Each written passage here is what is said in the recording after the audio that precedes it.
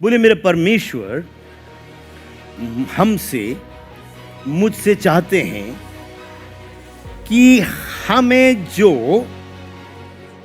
उन्होंने स्वयं इच्छा की शक्ति दी है, उस स्वयं इच्छा से हम उसकी इच्छा को चुन लें और अपनी स्वयं इच्छा से उन कार्यों को करें।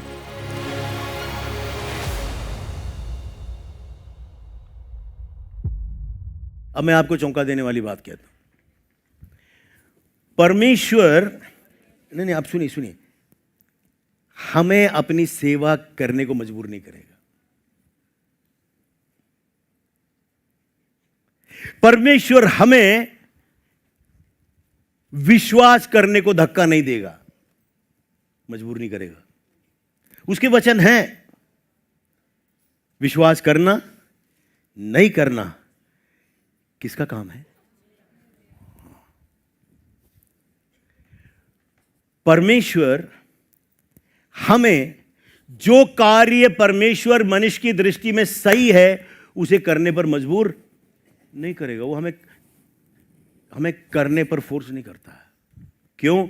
उसने हमें, बोलिए, एक स्वयं इच्छा दी है। स्वयं इच्छा दी है।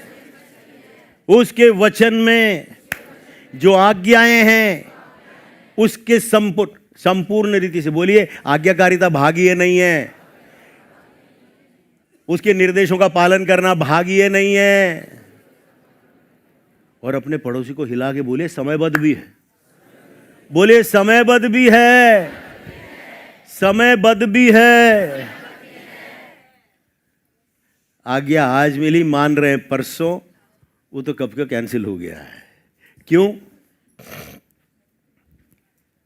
घर जाकर गिनतियों 13वें अध्याय को अच्छे से पढ़ लेना, 11, 12, 13 सुनिए, और 14वां भी। परमेश्वर ने एक बड़ा भाग भूमि, देश अपने लोगों के नाम दे दिया। बोला, मैंने वो तुझे दे दिया है, अब जाओ, वहां घुसपैठिए हैं, जाके कब्जा कर लो। अब कब्जा लेने गए तो कहते हैं ये तो बहुत ऊंचे हैं, कोई 9 फुटी है, कोई 10 फुटी है, कोई 12 फुटी है, हम तो उनके सामने टिड्डी की से लग रहे हैं। मैं पूछता हूं, किसने कहा था जाओ उसको वश में कर लो? किसने? जब परमेश्वर ने कोई आज्ञा हमें दी है, प्रभु ने उसके वचन के द्वारा, उसमें 2 बातें होती हैं।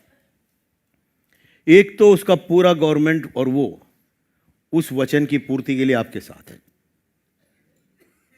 उस वचन की आज्ञाकारिता में, इधर देखिए,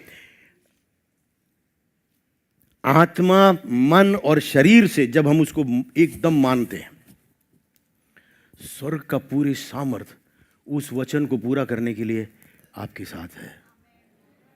दूसरा, उस कार्य के लिए जो मैं और आप नहीं कर सकते हैं, परमेश्वर वो हमसे अगर कहते हैं, उसको पूरा करने का अनुग्रह भी हमें वो देता है। अनुग्रह क्या है?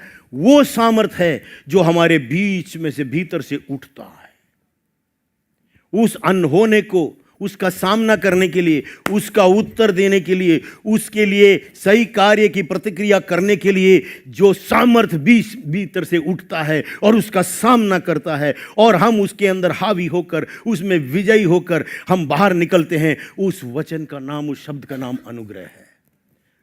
कोई है जो इस विषय को समझता है? इसलिए जब पौलुस नाम का वो व्यक्ति जो 3 बार स्वर्ग में गया, कहता शरीर के साथ या शरीर के बिना, कहता ऐसी बातें मैंने वहां देखी। ये कौन था? सबसे गंदा पापी। कहता पापियों में सबसे सीनियर। मैंने ऐसे ऐसे काम किए हैं जो मैं कहने लायक भी नहीं है, लेकिन वो कहता था। क्यों? अब वो नई सृष्टि है।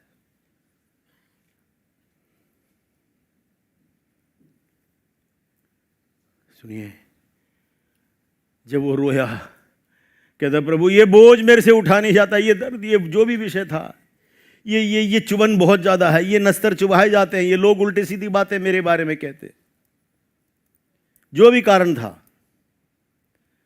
प्रभु यीशु प्रकट हुए। सुनिए क्या बोला पता है? मेरा अनुग्रह। क्यों? क्योंकि मेरी सामर्थ तेरे निर्णय। लेकिन कुंजी आज्ञाकारिता है। क्या है? आज्ञाकारिता।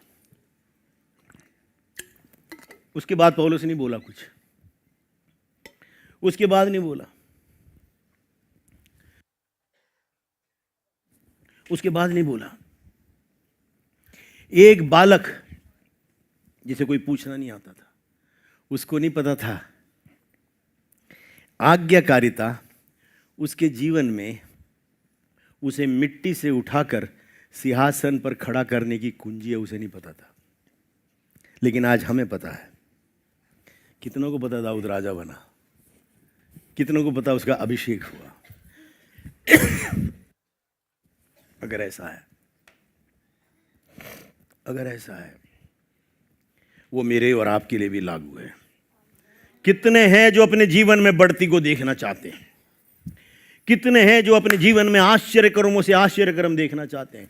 कितने हैं जो आपके बस का नहीं है वो आप और आपकी पीढ़ी उपलब्ध करते जाएं? कितने हैं जो कहते हैं मैं अपने परिवार की परिस्थिति को बदलते हुए देखना चाहता हूं? उसकी आज्ञा, उसकी कुंजी, बोलिए अपने पड़ोसी से, उसकी कुंजी, उसका उत्तर आज्ञाकारिता में।